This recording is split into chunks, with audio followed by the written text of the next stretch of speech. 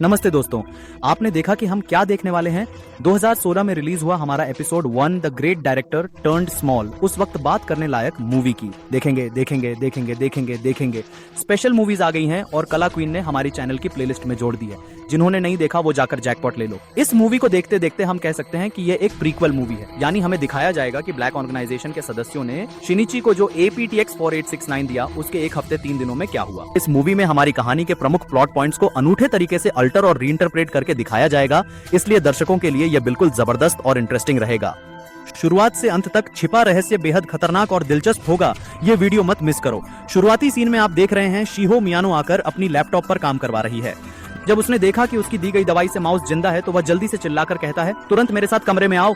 फिर कमरे में आकर वह उस माउस को अपनी बहन के साथ फोटो खींचते हुए देखता रहता है। उसके बाद आप देख रहे हैं पोस्टमार्टम रूम में शिनिची आता है, एक डेड बॉडी आती है और वह इन्वेस्टिगेशन करता है। फिर रैन आती है और कहती है, तुम्हें ही कैसे सारी स्मेल पता चल गई। शिनिची कह रहा है, ठीक उसी तरह डायरेक्ट यूज में एक छोटी सी बूंद भी पर्याप्त रूप से प्रतिक्रिया उत्पन्न कर देती है, जिससे सारे ट्रैक्स के यूज ड्रिप्स की संरचना और प्रवाह पूरी तरह बदल जाएंगे। फिर आप देखेंगे शिनिची के बाद रैन आती है और एक्वेरियम से बाहर निकलती है। अचानक बारिश होने लगती है। रैन कहती है, मैं घर जा रही हूँ, तुम भी तो आओ, लेकिन वह चुपचाप चले जाता है। जब शिनिची अपनी आंखें खोलता है तो रैन का फोन आता है, लेकिन गलती से रिंग कट जाता है। फिर रैन कहती है, मेरा फोन गुम हो गया है। कोई कहता है, बोलो। शिनिची कहता है, सदैव माय सॉरी रैन, मैं ही उस केस के चलते तुम्हारी ये कहती, मैंने फोन जैकेट में रखकर भूल गया था। फिर पप्पन बोले, रॉन कहता है, तुम बहुत घटिया हो शिनिची, कभी सिर्फ केस में दिलचस्पी और सच में ठीक से खरीद भी नहीं पाती। पप्पन कहे ही शिनिची आई बोली, ऐसा नहीं चलेगा रॉन, मैं तुम्हें नया फोन दिलवा दूंगी और ट्रॉपिकल लैंड भी दिखाऊंगी। पप्पन पूछा, ऐसा? रॉन बोला, ओके, लेकिन मैंने कहा कि कराटे की ट्रेनिंग खत्म कराऊंगा। शिनिची आई ने अनुमति दी। फिर रॉन ने ताना मारा, मैं अक्सर वादे भूल जाती हूँ। शिनिची ने ऐसा कहकर दो लोग उठकर चले गए।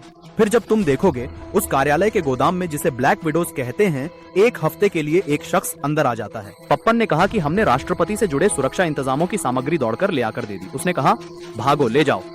पैसे मिलते ही वह आकर सब कुछ अपने पास कर गई। पप्पन ने कहा, अगर तुम हमें धोखा देना चाहो तो आज तुम्हारा आखिरी दिन है। फिर पप्पन ने कहा, ऐसा कुछ कभी नहीं होगा। वो जब अपनी कार में तेज भाग रहा था, उसकी कार फटकर चकनाचूर हो गई।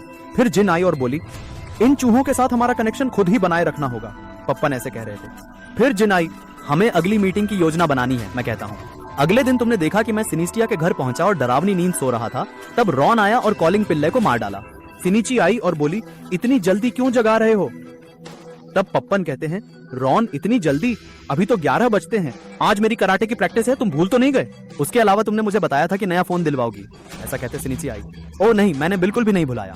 शिनिची आई, ठीक है, मैं जाकर नहा धोकर वापस आती हूँ। क्या तुम अपने हाथों से मेरे लिए एक नाश्ता तैयार कर सकती हो? तुम ऐसे कह रहे हो, अब देखना। थोड़ी देर बाद शिनिची नहा धोकर निकल आई, कॉफी पी रही थी, अखबार पढ़ते पढ़ते बोली, शिनिची आई, रान ये न्यूज है, तुमने देखा? हमारे एक्वेरियम के पास एक कार आकर टकराई हुई है। फिर कहो, नाम है रान आया। उसके बाद अब क्या कहो? शिनिची आई, मैं उस केस पर काम करने जा रही हूँ, मैं उसे परफेक्ट सॉल्व करूंगी। दोनों बातें कर ही रहे थे कि तभी रान आया। बेकार के मामलों में अपनी नाक मत घुसाओ, ये तुम्हें बड़ी मुसीबत में डाल देगा। और फिर शिनिची आई, ठीक, वो मौजूद है। तो वह ढेर सारा दूध लेकर सीधे हमारे शिनिची के पास चली गई। सिंधित्ती आई और उस दूध को रखकर जोरदार तरीके से खेल रही थी। मैंने कहा, अरे बाप रे वाह, तुम तो बहुत शानदार खेल रही हो। इसके बाद शिनिची आई और ये दूध थमाई। फिर मेचुगी आई, और अगर हमें अपनी बुराई के लिए कोई बच्चा मिल जाए तो यकीनन हम ही उसकी शिकायत करेंगे। तब उसने कहा, छे उसे देखकर दे देना। रान आया, अरे शिनिची तुम्हें सब, हाँ, मैं चिल्ला रहा था, ऐसे वक्त में तुम उस टीम के साथ बाहर क्यों निकले? फिर शिनिची आई, मैंने फुटबॉल सिर्फ अपनी डिटेक्टिव प्रतिभा को निखारने के लिए सीखी थी। मेरे गुरु शेरलॉक होम्स ने भी वैसा ही वायलिन सीखा था। फिर रान आया, मुझे ऐसा कोई नहीं पता। फिर शिनिची आई, क्या शेरलॉक होम्स का नाम तुम्हें नहीं पता? उन्होंने वह किरदार रचा था, एक प्रतिभाशाली, धैर्यवान, निडर, अद्भुत, शक्तिशाली इंसान जिसके लिए कोई भी जटिल केस बिल्कुल असंभव नहीं। कॉनन डॉयल की बातें सुनते समय अचानक तेज रफ्तार से चोर ने महिला का पर्स छीनकर भागा। उसके बाद एक औरत ने जोरदार चीख लगाई, उस पर झपटकर उसे जमीन पर गिराकर पटक दिया।